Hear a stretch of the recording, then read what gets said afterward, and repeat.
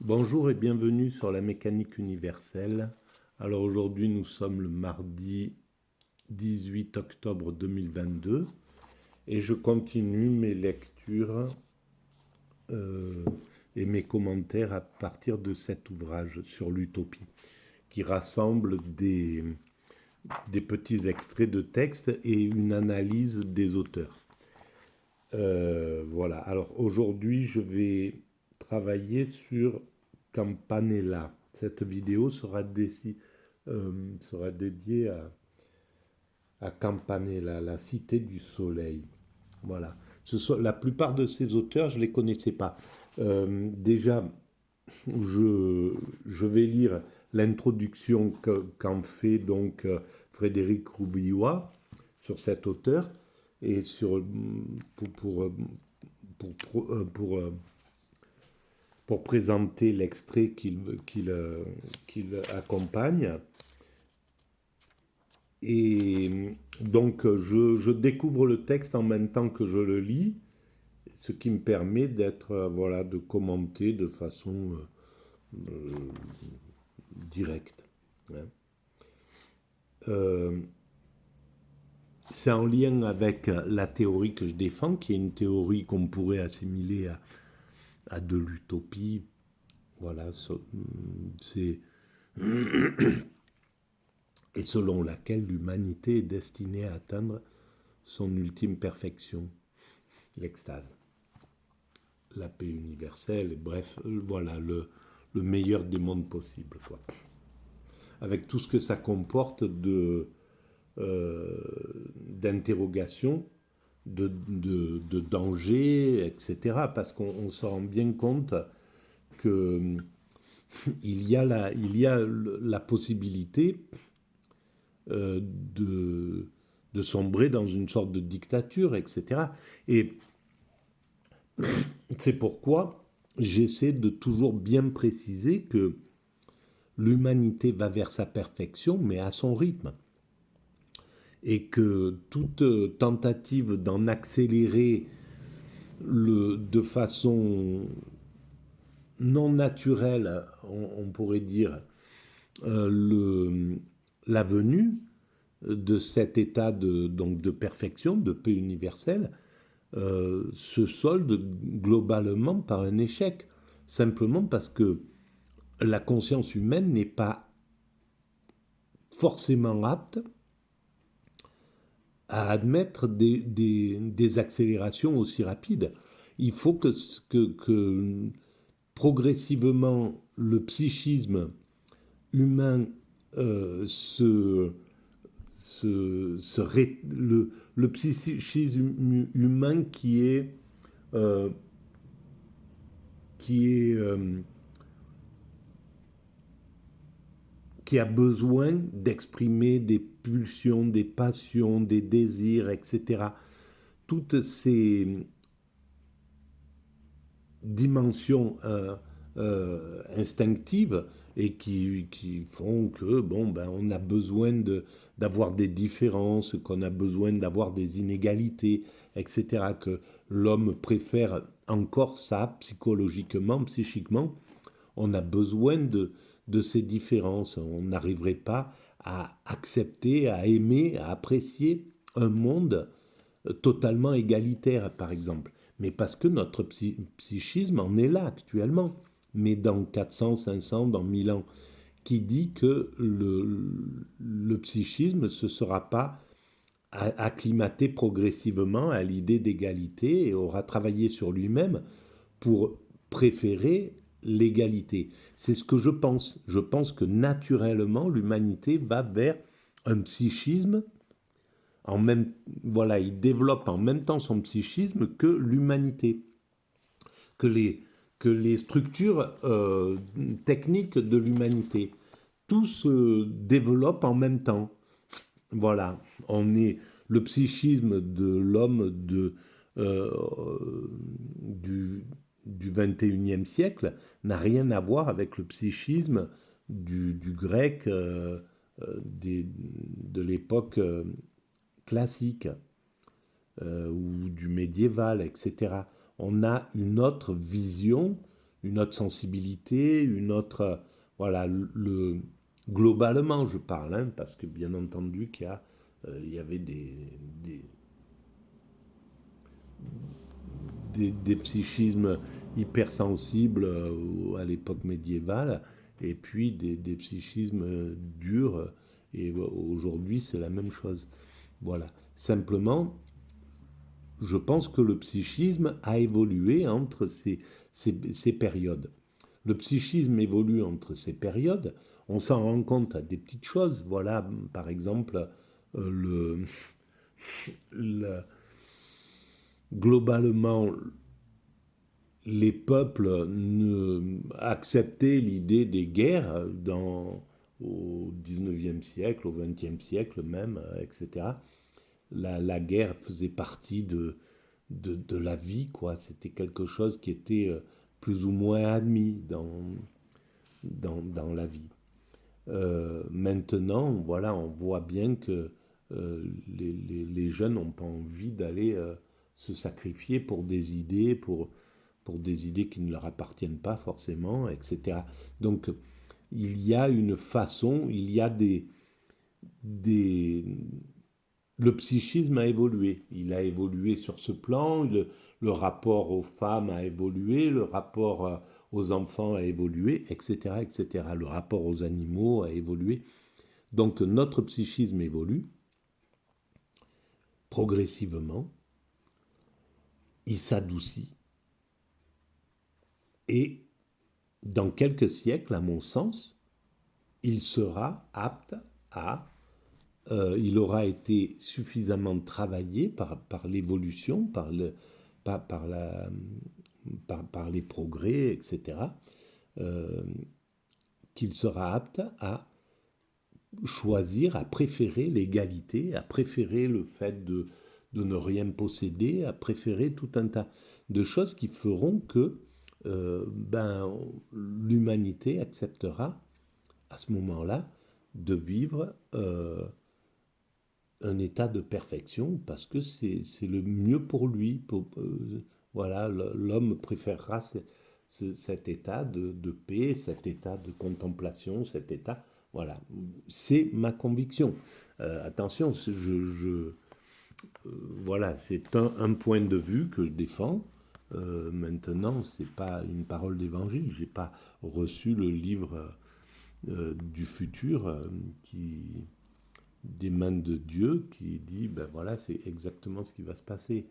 Voilà, moi, j'essaye d'étudier de façon la plus pragmatique possible l'évolution de l'humanité. Je dis nous étions à un point, nous sommes nés dans le royaume des animaux, on s'est extrait des autres primates, des autres chimpanzés, on est devenus des hommes, on s'est distingué de nos frères primates naturels pour devenir des primates culturels, et progressivement on est devenus des hommes constructeurs. On construit cette humanité et on va vers, si on prolonge cette évolution dans le sens qu'elle a entrepris, on aboutit à un moment où l'homme, on arrivera à l'humain abouti, l'humain accompli, l'humain, on pourrait dire parfait, mais c'est pas le terme, parce qu'on est toujours parfait au présent tout en étant perfectible. Mais l'humain accompli, voilà, l'humain qui a atteint son degré de perfectionnement le plus haut et indépassable. Voilà. Donc, on va lire sur ce campanella. Alors, la procréation réglementée. Mon Dieu.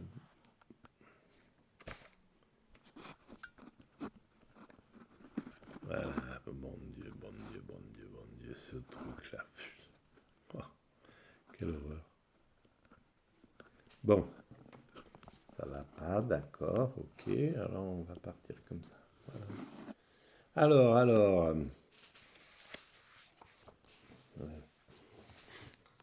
la procréation réglementée. Campanella, la cité du soleil. venant un siècle après Thomas mort, Tommaso Campanella, 1568-1639, est peut-être l'utopiste par excellence. D'abord parce qu'il n'a jamais varié dans ses certitudes, confessant jusqu'à sa mort la même confiance radicale dans le triomphe de l'homme, de la raison et de l'harmonie. Alors là, je me retrouve bien dans ce truc-là. Bon, espérons que ça tienne encore, mais cette confiance que j'ai d'être dans le vrai à travers la mécanique universelle, le fait que nous allons vers cette ultime perfection, la conviction que j'en ai, elle est chevillée au corps, c'est hallucinant à quel point je suis convaincu, quoi. C'est dingue. Utopiste par excellence, il l'est aussi pour avoir le premier tenté de mettre en œuvre ses convictions. Ah bon? Tiens. Alors ça, en 1598, il fomente en Calabre un soulèvement populaire destiné à instaurer une république communautaire et théocratique dont il eût été le législateur. Eh bien, en Calabre, en 1598, à quel endroit? Tiens, j'irais bien me balader sur les pas de ce Campanella en Calabre, là, les mois qui arrivent. Dénoncé, il n'échappe à la mort qu'en simulant la démence. Ah, il n'était pas si bête que ça. Mais demeure en prison pendant près de 30 ans. Ah, quand même, voilà, à l'époque, il ne faisait pas bon être un gourou qui voulait appliquer ses convictions utopistes. Hein. C'est là qu'il va rédiger, vers 1602, La Cité du Soleil, son utopie la plus achevée. Voilà, alors, c'est quand même incroyable, c'est que cet homme-là, qui voulait créer son monde, si on lui avait laissé la possibilité de le faire, il n'aurait peut-être pas eu la possibilité de l'écrire. Et donc, son rayonnement aurait été peut-être bien, bien inférieur. C'est pour ça que, au final, ces grands utopistes-là, ces grands réformateurs, mais au vrai sens du terme, pas réformateurs comme on parle des réformes sous le néolibéralisme, qui sont des régressions. Mais ces grands réformateurs, Martin Luther King, Gandhi, etc., des gens comme ça, même s'ils finissent en prison ou morts, eh ben, l'humanité, l'évolution, leur permet d'accomplir leurs tâches, voilà, d'une façon ou d'une autre. Et donc là, pour lui, ça a été la prison a été d'une certaine façon une bénédiction. C'est-à-dire que grâce à ça, il a pu écrire son œuvre. Et qui nous est venu jusqu'à maintenant et qui prendra peut-être toute son expansion dans les siècles qui arrivent. Parce que ces auteurs-là, ces utopistes, ils sont destinés à être compris, lus à partir de bientôt, là, quand l'humanité va commencer à réaliser qu'elle a un sens, une finalité, etc. Et qu'il faudrait qu'elle aille voir un petit peu du côté des spiritualités qui ont déjà compris que l'humanité va dans un sens, qu'elle a un sens, une finalité, etc. Aller vers ces grands théologiens qui ont écrit là-dessus, aller vers les philosophes qui ont écrit là-dessus, aller vers les utopistes qui ont écrit là-dessus. Et donc, dans quelque temps, l'humanité reprendra ces thèmes-là, reprendra ces auteurs et dira, ben voilà, il avait amené cette idée-là, et dans toutes ces idées, il y en a quelques-unes qui sont très importantes pour la logique de notre évolution, et donc à mettre en place. Toutefois, ces tentatives pour faire réaliser son rêve d'unité politique et spirituelle ne s'arrêteront pas là. Elles le conduiront d'abord à s'adresser au roi d'Espagne, à qui il incombe d'inaugurer un millénium de bonheur. Alors voilà le problème. C'est ça, c'est que le problème de l'utopiste, c'est qu'il peut être récupéré par n'importe qui et par les pires, en règle générale aussi. Voilà, un millénium de bonheur, c'était quasiment l'idée des nazis, d'instaurer un millénaire de nazisme, quoi. Donc voilà, et très certainement que cette idée d'un millénium est venue de quelqu'un qui a lu Campanella, peut-être, et qui euh, l'a adapté à quelque chose qui est de la haute criminalité. Donc il faut faire attention à tout ça. Mais c'est valable pour toutes les créativités humaines, hein. Voilà, on invente les armes, elles sont normalement destinées à protéger, à se protéger, etc. Et on finit par faire des armes qui, qui, qui amputent des enfants dans des champs, etc. Voilà. Donc, on, c'est l'utilisation qui en est faite. On ne peut pas jeter l'utopisme avec l'eau du bain,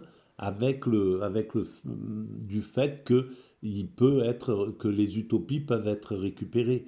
C'est le cas de la plupart des utopies. Elles peuvent être effectivement récupérées à mauvais escient. Voilà. L'eugénisme, ça pouvait être des utopies positives au départ peut-être. Voilà, l'idée, elle pouvait être de dire, ben, on va améliorer les, les, les, les, les êtres humains, on va les empêcher d'être malades, on va, etc., etc. Et au final, on se retrouve avec une dictature qui utilise ce principe-là. Voilà, et ça remet pas en cause les fondements des choses, les fondements positifs. Puis, ayant échoué à se tourner dans le même but vers la France de Richelieu et de Louis XIII, où il saluera la naissance du dauphin, futur Louis XIV, comme celle du Messie des temps nouveaux, un amour fraternel régnera parmi nous, qui nous fera tous un en nous animant tous, écrit-il. Imitation de l'églogue sur la naissance de Monseigneur le Dauphin. La dimension proprement totalitaire de l'utopie n'apparaît jamais si nettement que dans sa réglementation eugéniste. Tiens, voilà. Et c'est probablement dans la Cité du Soleil que cette dernière a trouvé son expression la plus achevée.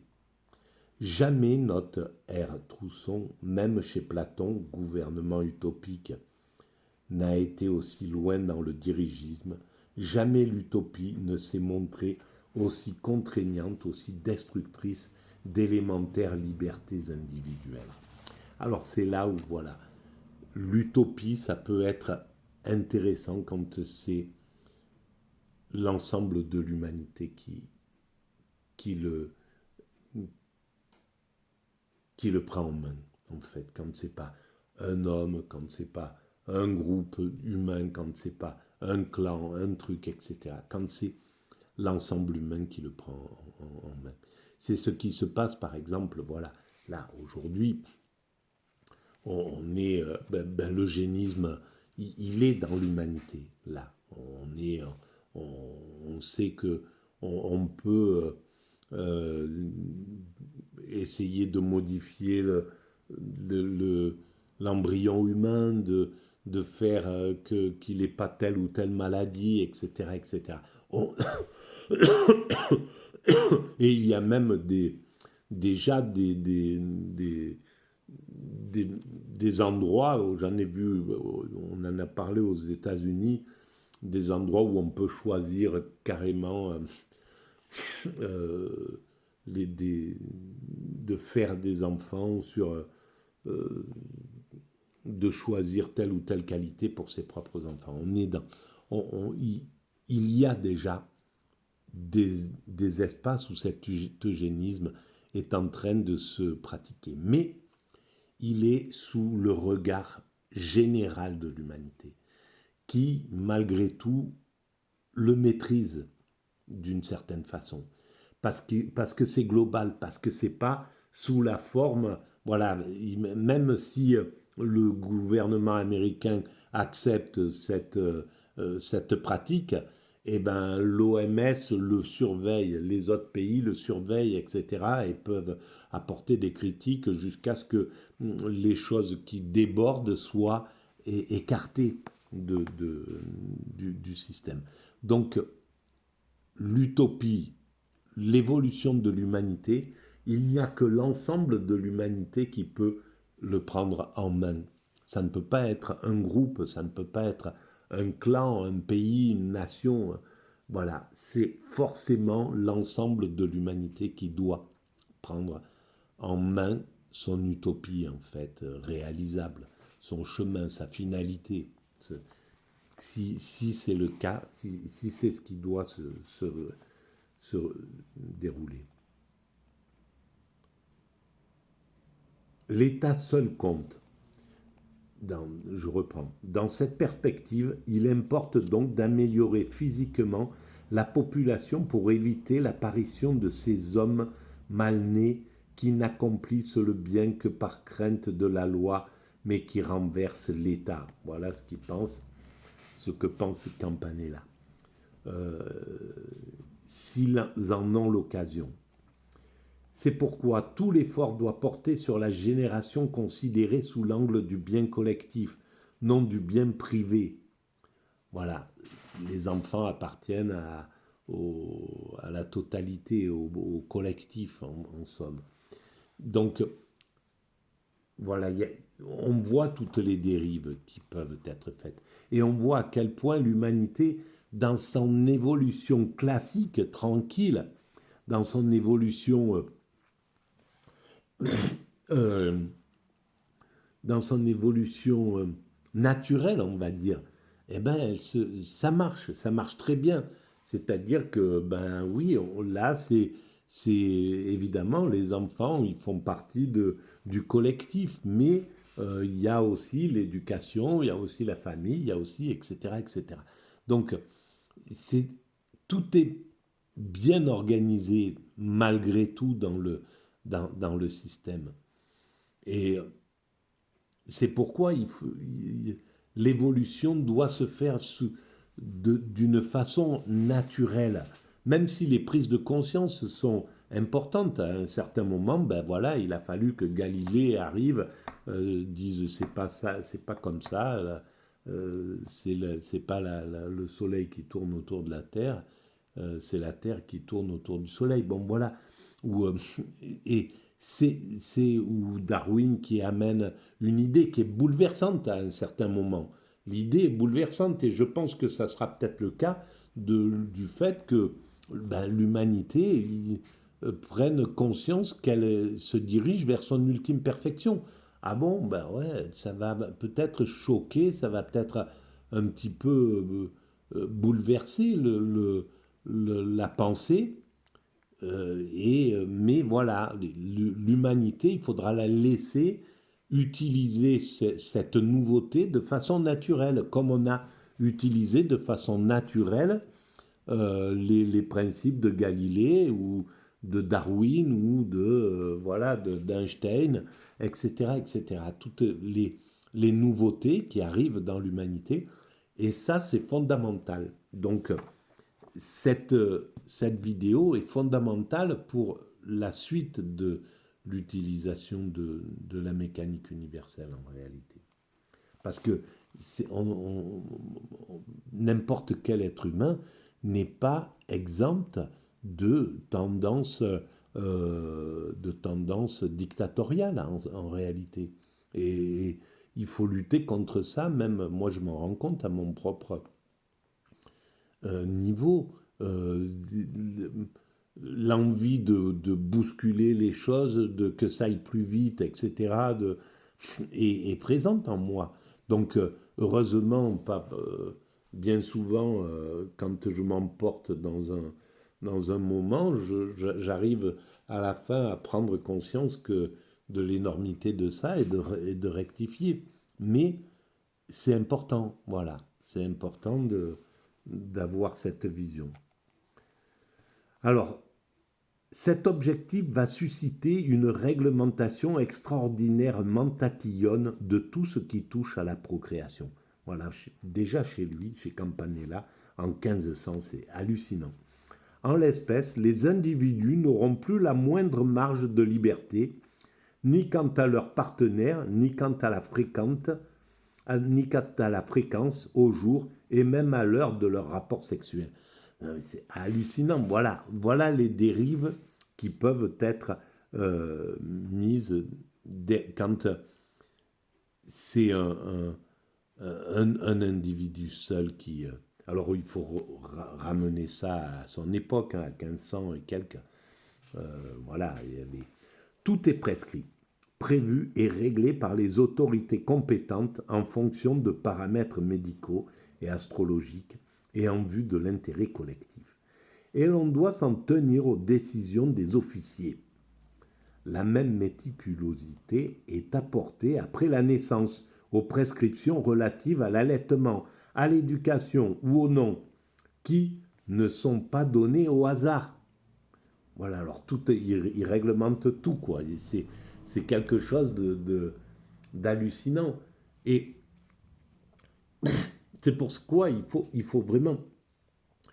Parce que quand je pense à la finalité de l'humanité, à cette partie, à la fin de l'humanité où les hommes ont atteint cet état de paix universelle et d'extase possible, etc. Il y a la totale liberté, pour moi, dans ce monde-là.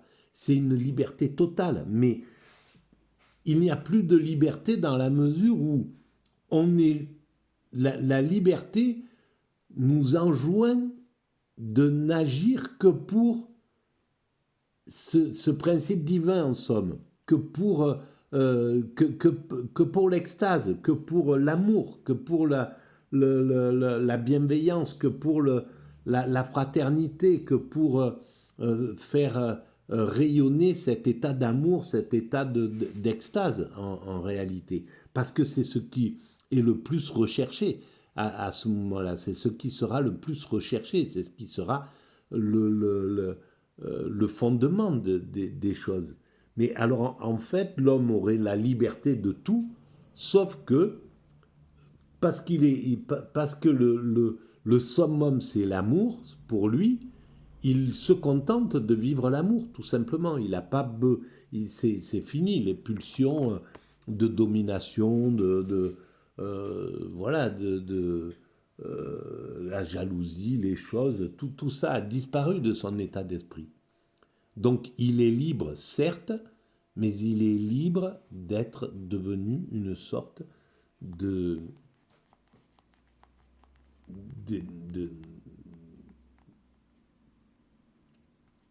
d'expression du divin, en somme. Voilà. On retrouve, et c'est pourquoi on est libre que dans cet état-là. La seule véritable liberté, c'est l'extase. Voilà, je vous renvoie à la mécanique universelle. On retrouve ici l'influence, d'ailleurs, revendiquée de la République de Platon. Donc il s'est appuyé sur la République de Platon, Campanella.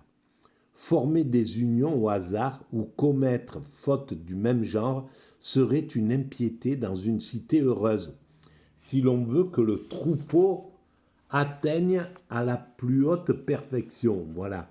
Et il appelle ça le troupeau. Donc, évidemment, ça mérite vraiment une analyse profonde de ce que c'est que la liberté à travers l'extase. Voilà, je vous renvoie à la mécanique universelle parce que j'en parle. Euh,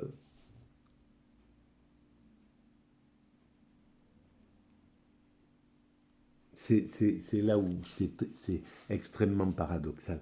Et c'est pourquoi ça fait peur. Et cette peur, elle est là aussi pour protéger l'humanité de vouloir tomber dans l'extase avant que ça soit le temps d'arriver, avant que l'humanité soit et atteint l'extase. Euh, ça nous préserve de ça. Parce que c'est pas enviable, ce monde dont je parle là, ou le monde de Campanella ou d'un autre, ne serait pas enviable. Évidemment, ils sont pas. Et un monde extatique, un monde où il n'y a plus de possession, où tout appartient à tout le monde, où euh, la vie est une sorte d'état de contemplation où les êtres humains euh, se contentent de jubiler, d'être dans cet état-là, par exemple. Il n'y a rien d'enviable pour nous qui sommes des hommes constructeurs. Donc on ne peut pas apprécier cette idée-là. Mais la seule chose qu'on peut faire, c'est de pouvoir se projeter et dire, eh ben oui, peut-être, alors dans 600, dans 700, dans 1000 ans, quand l'humanité aura atteint son ultime perfection, cet état-là sera le plus enviable possible. Voilà. Euh, Être en extase sera le plus grand bonheur. Comme peut-être être milliardaire aujourd'hui et fait partie des plus grands bonheurs de 80% de la population. Voilà, ou avoir une femme, ou avoir un homme, avoir des enfants, je ne sais pas. Voilà, pour l'instant, c'est ça qui fait partie de nos aspirations, de nos bonheurs, etc. Mais l'humanité évolue, il ne faut pas l'oublier. La sexualité ne fait l'objet d'une relative tolérance que lorsqu'elle ne peut déboucher sur la procréation.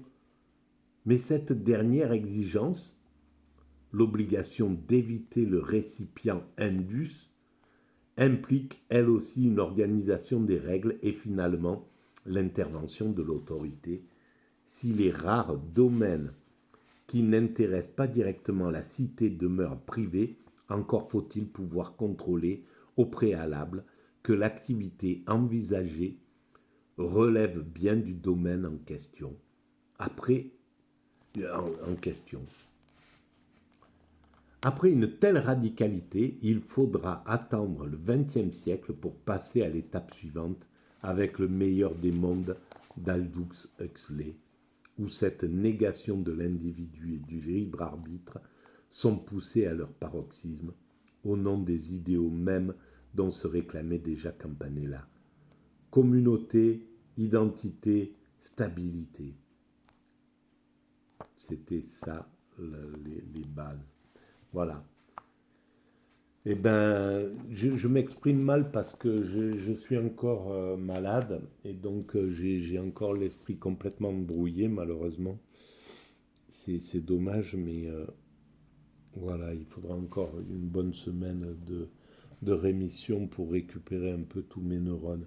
Donc c'est un peu compliqué, mais voilà, j'espère que vous comprenez à peu près le but de cette réflexion, qui est une réflexion parmi tant d'autres. Hein. Il ne faut pas non plus... peut-être que l'humanité n'est pas destinée absolument pas à ça, et peut-être que elle prendra conscience que son rôle, c'est d'aller visiter toutes les planètes, de développer encore plus les technologies à tous les niveaux. Je sais pas, j'en sais rien, parce que cette perfection n'est pas euh, la technique, la technologie, elle, elle n'est plus la base de notre évolution dans cette finalité. Alors, je ne sais pas où en sera la technologie. À quoi servira? Peut-être on pourra se téléporter, oui, effectivement. Peut-être qu'on pourra voyager à la vitesse de la lumière. Peut-être qu'on pourra... mais si le but, si le truc le plus important, c'est l'extase, c'est d'être en état d'extase, donc que le corps soit en état d'extase, donc que l'esprit soit en état d'extase, donc de jubiler dans cet état-là, ben, tout le reste n'a pas vraiment d'importance, parce que le confort, il est pas forcément utile, c'est juste, voilà, s'il y a les choses, des endroits partout où l'homme vit, marche, se retrouve, partout il trouve des endroits où il peut rentrer, se nourrir, dormir, voilà, rencontrer des gens, être dans cet état-là, comme ça, d'amour, de jubilation, eh ben, il n'y a plus besoin d'avoir des symboles de richesse, des symboles qui nous distinguent des autres. Si, c'est, si le plus important, c'est l'extase, c'est de ressentir l'extase, les sensations du plaisir, du désir. Tu as vu ma belle montre, tu as vu ma... Regarde, je vais vite m'acheter une Ferrari, je vais, etc., etc. Voilà, le consumérisme, tout ça, ça a plus aucun intérêt en réalité. Alors, voilà l'idée en fait. Pardon. Euh, je vous remercie de votre écoute. À très bientôt.